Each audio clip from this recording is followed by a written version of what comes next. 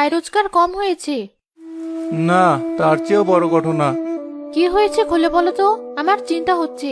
ছেলেটা তোমার জন্য সে কখন থেকে বসে আছে। ছেলে ঘুমিয়েছে? হ্যাঁ, এই মাত্র ঘুমালো। এখন বলো কি হয়েছে। এই দেখো। এটা কি এত ভারী? মালিক কোনো উপহার দিল নাকি? না, এটা আমি বাজারের রাস্তায় কোনায় পড়ে থাকতে দেখেছি। কুড়িয়ে পেয়েছো? ভেতরে কি আছে খুলে দেখেছো?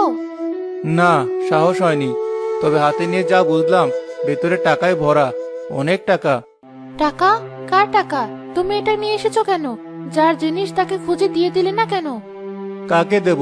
চারপাশে তাকিয়ে কাউকে দেখিনি। প্রচন্ড ভিড় ছিল। কে ফেলে গেছে বোঝার উপায় ছিল না। তাই ভাবলাম বাড়িতে নিয়ে আসি। কাল সকালে বাজারে গিয়ে খোঁজ নেব, যদি কেউ খুঁজতে আসে। দেখি, খোলো তো একবার। আমার তো ভয়ে হাত পা ঠান্ডা হয়ে আসছে। আমারও ভয় করছে সালমা। জীবনে এত টাকা একসাথে চোখেও দেখিনি।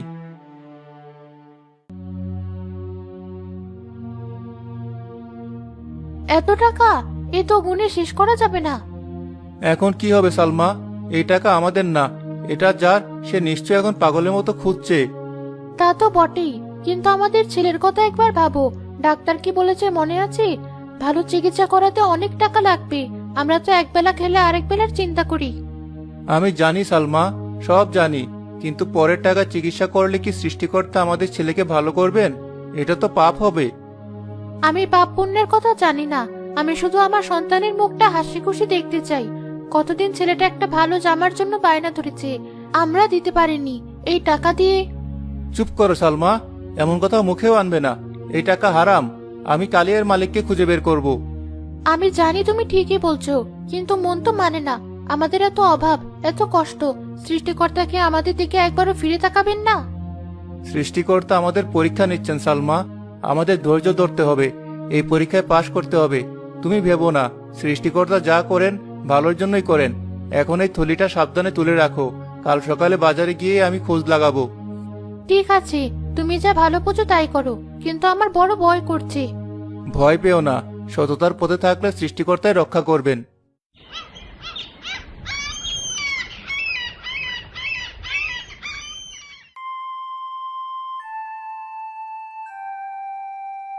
কি খবর আলী ভাই? শুনলাম রাতে ঘুম হয়নি নাকি টাকার গরমে? কিসব বাজে বাজে কথা বলছো? আরে, পুরো বাজার খবর ছড়িয়ে পড়েছে যে তুমি টাকার খনি পেয়েছো। কই দেখি, মালটা কোথায়? এটা দেখার জিনিস না। যার জিনিস তাকে আমি ফেরত দেব। ফেরত দেবে? তুমি কি পাগল হয়ে গেছো আলী? আরে, সৃষ্টিকর্তা যখন নিজ হাতে কিছু দেয় তখন তা ফিরিয়ে দিতে নেই। এটা তোমার কিসমতের টাকা। এটা আমার কিসমতের না, এটা অন্যের আমানত। যার টাকা হারিয়েছে তার কথা একবার ভাবো। আমরাও তো ভাবতে রাজি না। তুমি একাই এই টাকা হজম করতে পারবে না আলী, আমাদেরও ভাগ দিতে হবে। ভাগ? কিসের ভাগ? এটা কি চুরির টাকা যে ভাগ দিতে হবে? তোমরা এখান থেকে যাও। দেখো আলী, মাথা গরম করো না। সহজ কথাটা বোঝার চেষ্টা করো। তুমি একজন গরিব কুলি, সারাদিন বোঝা টেনে কতই বা কামাও। এই টাকাটা পেলে তোমার ছেলের চিকিৎসা হবে, বউয়ের মুখে হাসি ফুটবে। আমি হারাম টাকায় আমার পরিবারের মুখে হাসি ফোটাতে চাই না। ওসব ভালো মানুষের নাটক আমাদের দেখিও না। টাকাটা কোথায় রেখেছো সেটা বলো। ভালো ভালো দিয়ে দিলে সবার ভালো, নইলে। নইলে কি করবে? আমার উপর জোর ফলাবে? আমি এখনই চিৎকার করে লোক জড়ো করব। আরে জাবাল, থাম। আলী তো আমাদের ভাই, ওর সাথে কি জোর করা যায়? আলী, তুমি আমাদের কথাটা আরেকবার ভাবো। টাকাটা আমরা তিনজন ভাগ করে নেব, তোমার জীবনটাই বদলে যাবে। আমার জীবন বদলানোর দরকার নেই। আমি যেমন আছি তেমনই ভালো আছি। তোমরা আমাকে বিরক্ত করো না। কি হয়েছে এখানে? সকাল সকাল এত শোরগোল কিসের? আর বলবেন না চাচা, আমাদের আলী ভাই একটা টাকার থলি পেয়েছে। আমরা ওকে বলেছি চলো সবাই মিলেমিশে টাকাটা ব্যবহার করি, কিন্তু ও তো সাধু সেজে বসে আছে। আলী, কথাটা কি সত্যি? হ্যাঁ চাচা, আমি একটা থলি পেয়েছি এবং এর মালিককে খুঁজছি, কিন্তু ওরা আমাকে টাকাটা ভাগ করে নিতে বলছে। বশির, জামাল, তোমরা ওকে একা থাকতে দাও। ও যেটা ঠিক মনে করেছে সেটাই করতে দাও। পরের ধনে লোভ করা মহাপাপ। আপনার মুখে তো বড় বড় কথা বানায়, আপনার তো আর অভাব নেই। আচ্ছা চাচা, আপনি যখন বলছেন তখন আমরা গেলাম। কিন্তু আলী, শেষবারের মতো বলছি, ভেবে দেখো, সারা জীবন কষ্ট করার চেয়ে একদিনে ভাগ্য ফেরানো অনেক ভালো। চল জামাল। চাচা, আমি কি ঠিক কাজ করছি? আমার স্ত্রীও কাল রাতে। তুমি 100 বার ঠিক কাজ করছো বাবা। তোমার স্ত্রী আবেগের বশে হয়তো কিছু বলেছে, কিন্তু সেও জানে তুমি ঠিক। সততার পথ কঠিন, কিন্তু এই পথেই আসল শান্তি। তুমি মালিককে খুঁজতে থাকো, সৃষ্টিকর্তা তোমার সাথে আছেন। তবে একটু সাবধানে থেকো। কিসের সাবধানতা চাচা? টাকার খবর বেশি ছড়ালে বশিরের মতো আরো অনেক লোভী লোক তোমাকে জ্বালাতন করতে পারে। আমি কাউকে ভয় পাই না চাচা, আমার ঈমান আমার সাথে আছে। মতিন ভাই, আপনার দোকানে কি কেউ টাকা হারানোর কথা বলতে এসেছিল? না তো আলী, কেন, কি হয়েছে? আমি কাল একটা টাকার থলি পেয়েছিলাম তো, তাই খোঁজ নিচ্ছিলাম। ও, তাই বলো। তোমার কথা তো এখন সবার মুখে মুখে। কেউ বলছে তুমি বোকা, কেউ বলছে তুমি মহৎ। কে কি বললো তাতে আমার কিছু যায় আসে না। আমার দায়িত্ব আমি পালন করব। ভাই, ও ভাই, আপনি কি আলী? শুনলাম আপনি নাকি একটা টাকার থলি পেয়েছেন। হ্যাঁ, পেয়েছি। আপনি কে? আমি আমি সেই হতভাগা। আমারই থলি। সৃষ্টিকর্তা আমার দোয়া কবুল করেছেন। দিন ভাই, আমার থলিটা দিন। দাঁড়ান, এত পাগল হবেন না। আপনার থলি, তার প্রমাণ কি? প্রমাণ? আমার টাকা হারিয়েছে এটাই তো প্রমাণ। আমার ব্যবসা সব টাকা ছিল। তা তো বুঝলাম। থলিটা দেখতে কেমন ছিল বলতে পারবেন? হ্যাঁ হ্যাঁ, কালো রঙের একটা কাপড়ে কালো থলি ছিল। ওটা তো একটা চামড়ার থলি ছিল। আচ্ছা, ভেতরে কত টাকা ছিল? প্রায় 50-60 হাজারের মতো হবে। আমি ঠিক গুনে দেখিনি। আচ্ছা, নোটগুলো কেমন ছিল? সবই 500 টাকা নোট ছিল। হ্যাঁ, সবই 500 টাকার। ভাই, আমাকে তাড়াতাড়ি দিন, আমার তাড়া আছে। মাফ করবেন ভাই, এ থলি আপনার না। আমার না মানে? তুমি গরিব মানুষ, আমার টাকা মারা দেওয়ার ধান্দা করছো? আমি কিন্তু পুলিশ ডাকবো। আপনি পুলিশ ডাকুন বা যা ইচ্ছে করুন, আপনার কোনো কথার সাথে আমার বলা প্রশ্নের উত্তরের মিল নেই। আপনি এখন আসুন। লোকটা কিছুক্ষণ চেঁচামেচি করে ভিড়ের মধ্যে হারিয়ে যায়। তুমি লোকটাকে ঠিকই ধরেছ আলী, তোমার তো বেশ বুদ্ধি। লোভ মানুষকে অন্ধ করে দেয় মতিন ভাই। লোকটার চোখেই লোভ ছিল।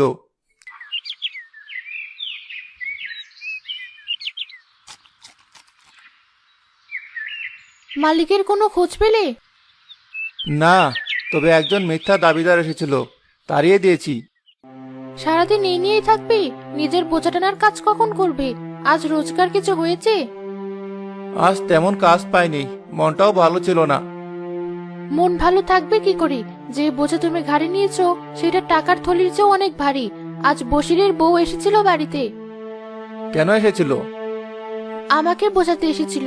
বলল তোমার নাকি মাথা খারাপ হয়ে গেছে, হাতে পাওয়া লোককে পায়ে ঠেলছো, নিজের ছেলের চিকিৎসার কথা না ভেবে পরে টাকার জন্য ঘুরছো। আর তুমি তার কথা শুনলে? আমি কি করব? সবাই আমাদের নিয়ে হাসাহাসি করছে। কেউ সাধু বলছে, আবার কেউ বলছে আস্ত বোকা। আমার আর এসব সহ্য হচ্ছে না। তাহলে এখন তুমি কি চাও? আমি টাকাটা নিয়ে নিই? আমি চোর হয়ে যাই? আমি তা বলিনি। আমি শুধু আমাদের কষ্টের কথা বলছি। আমার সন্তানের মুখটা দেখলে আমার বুক ফেটে যায়। তুমি কি আমার কষ্টটা বুঝো না? আমি সব বুঝি সালমা। আমার কি কষ্ট হয় না? কিন্তু আমি কোনো ভুল পথে যেতে পারবো না। দয়া করে তুমি আমাকে আরো দুর্বল করে দিও না। আমাকে আমার ইমানের উপরে থাকতে দাও।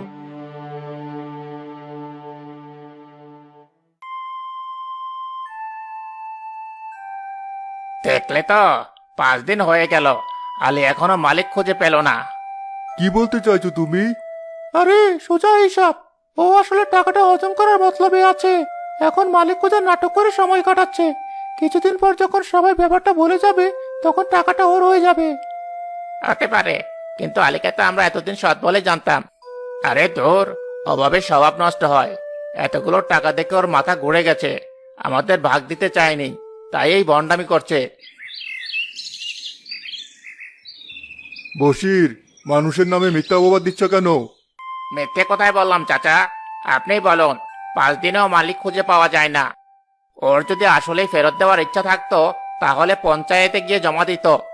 ঠিক বলেছিস। ও আসলে টাকার পরিমাণটা কাউকে বলতে চায় না। হয়তো বলবে 50,000 পেয়েছে, আর বাকিটা চুপচাপ মেরে দেবে। আলী মাল বহন করে দোকানের পাশ দিয়ে যাচ্ছিল, কথাগুলো তার কানে আসে।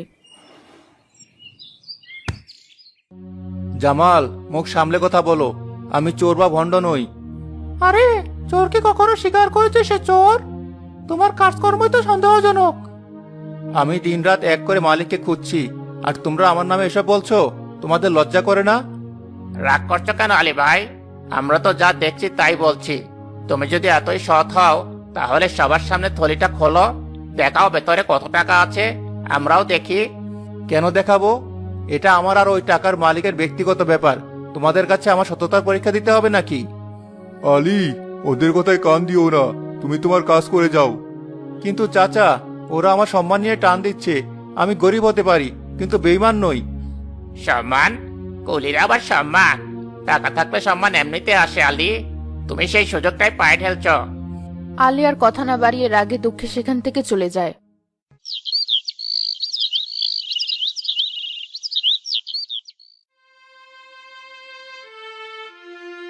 আজও মালিকের খোঁজ পেলে না? না, তবে গ্রামের চোখে আমি চোর হয়ে গেছি। কি হয়েছে? বশির আর জামাল পুরো গ্রামে রটিয়ে দিয়েছে যে আমি টাকাটা আত্মসাৎ করার ধান্দায় আছি। সবাই আমাকে সন্দেহের চোখে দেখছে। আমি শুনেছিলাম কিছু কথা। যার জন্য এত কষ্ট, সেই সততার এই প্রতিদান। আমার মরে যেতে ইচ্ছা করছে সালমা। এমন কথা বলে না, তুমি কোনো ভুল করনি। যারা আজ তোমাকে সন্দেহ করছে, কাল তারাই তোমার প্রশংসা করবে। সেই কালটা কবে আসবে?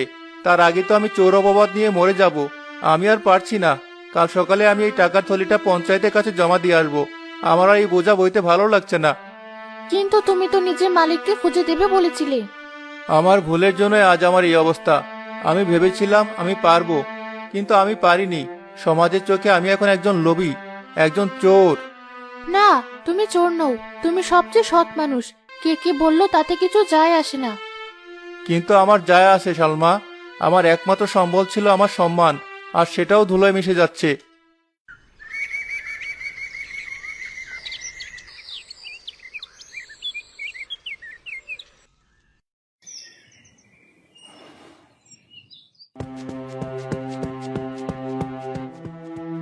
আলী, আলী, আছিস নাকি?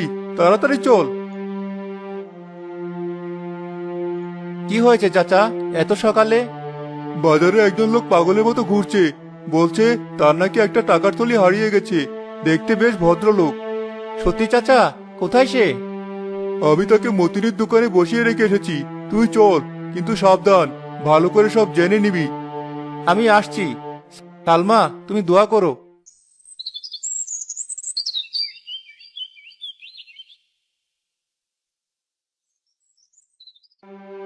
ভাই, আমার যে কি হবে? আমার মেয়ের বিয়ের জন্য জমানো সব টাকা ছিল ওই থলিতে। আপনি চিন্তা করবেন না, আমাদের আলী যদি পেয়ে থাকে আপনি ঠিক ফেরত পাবেন। এই যে আমাদের সাধু এসে গেছে, নতুন শিকার পেয়েছো নাকি? বশিরকে পাত্তা না দিয়ে সাদেক সাহেবের দিকে এগিয়ে যায় আলী। আসসালামু আলাইকুম। শুনলাম আপনার কিছু হারিয়েছে। ওয়ালাইকুম আসসালাম। হ্যাঁ ভাই, আমার একটা টাকার থলি হারিয়েছে। আপনি কি পেয়েছেন? আমি একটা থলি পেয়েছি, কিন্তু সেটা আপনার কিনা তা তো যাচাই করতে হবে। অবশ্যই অবশ্যই, আপনি যা জিজ্ঞাসা করার করুন। আচ্ছা বলুন তো, থলিটা কিসের তৈরি আর কি রঙের ছিল? খয়েরি রঙের চামড়ার থলি, উপরে একটা ফিতা দিয়ে বাঁধা। ভিতরে ঠিক কত টাকা ছিল? ঠিক 2,25,000 টাকা। টাকার পরিমাণের কথা শুনে বশির আর জামালের চোখ কপালে উঠে যায়। টাকার সাথে আর বিশেষ কিছু ছিল কি, যা শুধু আপনি জানেন? হ্যাঁ ছিল তো। টাকার নিচে একটা ছোট কাগজে আমার মেয়ের নাম লেখা আছে, আর একটা পুরনো 1 টাকার কয়েনও ছিল, আমার মায়ের দেওয়া। এই কথা শোনার পর আলীর আর কোনো সন্দেহ থাকে না। সে দ্রুত বাড়িতে গিয়ে থলিটা নিয়ে ফিরে আসে।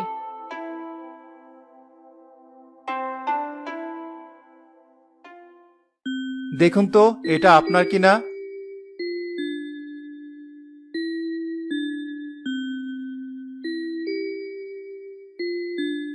সবকিছু নিশ্চিত করে তার চোখে পানি চলে আসে। হ্যাঁ, এটাই আমার থলি। সব ঠিক আছে। সৃষ্টিকর্তা আপনার মঙ্গল করুন। আমি আপনার এই ঋণ জীবনও শোধ করতে পারবো না। এটা ঋণের কিছু না, এটা আমার দায়িত্ব ছিল।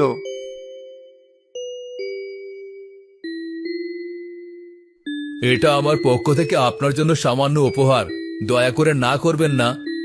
আমাকে মাফ করবেন, আমি এই টাকা নিতে পারবো না। কিন্তু ওকে জোর করো না বাবা, ও সততা ও সবচেয়ে বড় পুরস্কার। ঠিক আছে, আপনি যদি টাকা না নেন, আমার একটা অনুরোধ রাখতে হবে। আপনার নাম আলী, তাই না? আপনি কি কাজ করেন?